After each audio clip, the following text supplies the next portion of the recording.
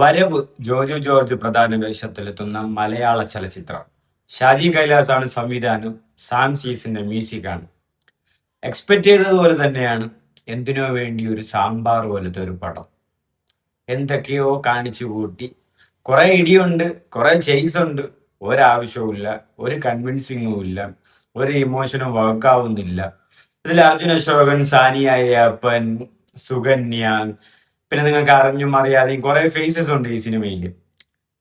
ഒരു പിടിയും കിട്ടുന്നില്ല. എന്തുകൊണ്ടാണ്?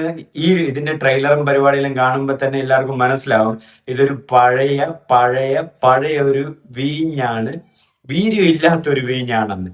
അതിന്റെ ആ ഒരു ബാക്ക്ഗ്രൗണ്ടും ആ ഒരു സ്റ്റോറി ടൈപ്പും ആ ഒരു മേക്കിംഗ് ഒക്കെ കാണുമ്പോൾ തന്നെ മനസ്സിലാവും.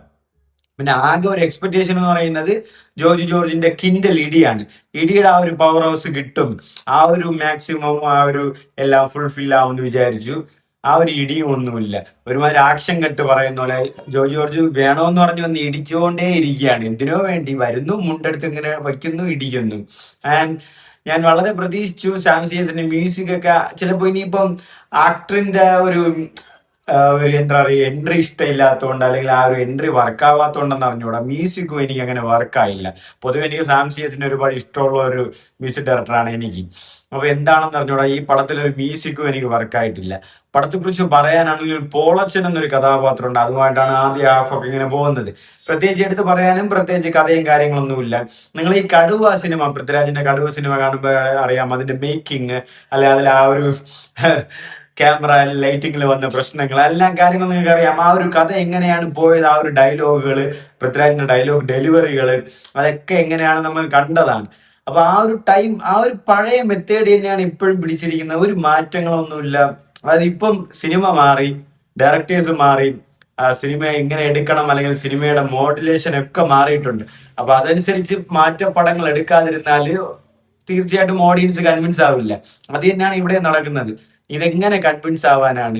ആ ഒരു പടം വരവെന്നിട്ടതിനേക്കാൾ തിരിച്ചു പോക്കെന്നിരുന്നായിരുന്നു പടത്തിന്റെ പേര്. എനിക്ക് അങ്ങനെയാണ് പേഴ്സണലി ഫീൽ ചെയ്തത്. ഞാൻ ഒട്ടും സാറ്റിസ്ഫൈഡ് അല്ല, ഒരു രീതിയിലും സാറ്റിസ്ഫൈഡ് അല്ല.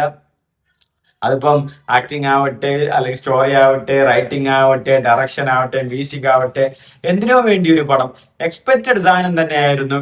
ഒരുമാതിരി ആ പഴഞ്ചൻ നസ്രാണി കുടുംബം. ഇനിയിപ്പൊ ഞാൻ അങ്ങനെ പറയണോണ്ട് വേറെ ഒരു ആരെങ്കിലും കുറ്റം പറയുന്നതാണെന്ന് നിങ്ങൾ വിചാരിക്കരുത്. ആ ഒരു പഴഞ്ചൻ കഥ, അതാണ് ഞാൻ ഉദ്ദേശിക്കുന്നത്. അതുമായിട്ടുള്ള ഒരു കുറച്ച് കാര്യങ്ങള്, പിന്നെ കുറച്ച് ഇമോഷൻ സംഭവങ്ങൾ, പിന്നെ സുകന്യയുടെ ഒരു ക്യാരക്ടർ, ഇതിന്റെ ഇടയിൽ അർജുന അശോകന്റെ കുറച്ച് വളിപ്പ് കോമഡികൾ, പിന്നെ സാനി അയ്യപ്പൻ ഇടയ്ക്ക് ഇങ്ങനെ വന്നും പൊന്നും ഒക്കെ പോയുന്നുണ്ട്. ജോർജിന്റെ ഒരു ഇടിക്ക് വേണ്ടി അല്ലെ ആ ഒരു കിന്നൽ ആക്ഷന് വേണ്ടിയിട്ട് തന്നെയാണ്. പക്ഷെ ഇടി നടക്കുന്നുണ്ട്, ഒരുപാട് ഇടി നടക്കുന്നുണ്ട്, ബട്ട് എന്തിനോ വേണ്ടി നടക്കുന്നുണ്ട്? ആ ഇടിക്കാൻ വേണ്ടിയിട്ട് മാത്രം, അതായത് ഒരു കണക്ഷൻ ഇല്ലാതെ, ഒരു കൺവിൻഷൻ ഇല്ലാതെ ഇടിക്കാൻ വേണ്ടിയിട്ട് മാത്രം ജോജു ജോർജ് ഇറങ്ങി ഇങ്ങനെ ഇടിക്കുകയാണ്, വരികയാണ്. ഞാൻ അപ്പോഴേ പറഞ്ഞ ആ ട്രെയിലറിലൊക്കെ കണ്ടതുപോലെ തന്നെയാണ് ആ ഒരു പച്ച മരവും ആ ഒരു പച്ചപ്പും, എന്തിനോ വേണ്ടിയുള്ള ഒരു കളർ ഗ്രേഡിങ്ങും ഒരാവശ്യവും ഇല്ലാതെ.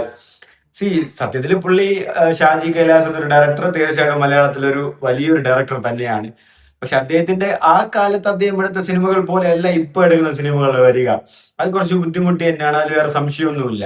പക്ഷെ ആ ബുദ്ധിമുട്ട് തീർച്ചയായിട്ടും ഷാജി കൈലാസ് അനുഭവിക്കുന്നുണ്ട് എന്ന് തന്നെയാണ് ഞാൻ വിശ്വസിക്കുന്നത്. കാരണം പഴയ സിനിമ നമ്മൾ എടുത്ത അത്രയും നല്ല ലെജൻഡറി പടങ്ങൾ അദ്ദേഹത്തിനുണ്ട്. പക്ഷെ ആ ഒരു സിനിമ മോഡുലേഷൻ തന്നെ ഇപ്പോഴും കൊണ്ടുവരിക, അത് കൺവിൻസ് ആക്കുക എന്നൊക്കെ പറയുന്നത് വലിയൊരു ബുദ്ധിമുട്ടാണ്. അത് ഓഡിയൻസ് ഫുൾഫിൽ ആവുകയില്ല ആ സിനിമയ്ക്ക്. അപ്പൊ എനിക്ക് തോന്നുന്നു, പേഴ്സണലി എന്റെ ഒരു അഭിപ്രായത്തിൽ വരവിന് നെഗറ്റീവ് തന്നെയായിരിക്കും വരാൻ സാധ്യതകൾ കൂടുതൽ എന്നാണ്. കാരണം സിനിമയിൽ ഒന്നുമില്ല, ആ ഒരു ഇടിയാണെങ്കിൽ ഒരു ഗുമ്മും ഇല്ല, എന്തിനു വേണ്ടി മ്യൂസിക് അതിൻ്റെ കൂടെ ഒന്നും കിടപിടിക്കുന്നില്ല, മേക്കിങ്ങും പോലെ കളർ ഗ്രേഡിങ്, പിന്നെ കുറച്ച് അപ്പാച്ചനും കിച്ചാച്ചനും പുച്ചാച്ചനും ഒക്കെ കിടന്ന് എൻ്റെ അമ്മ കിടന്ന് വരവയാണ്.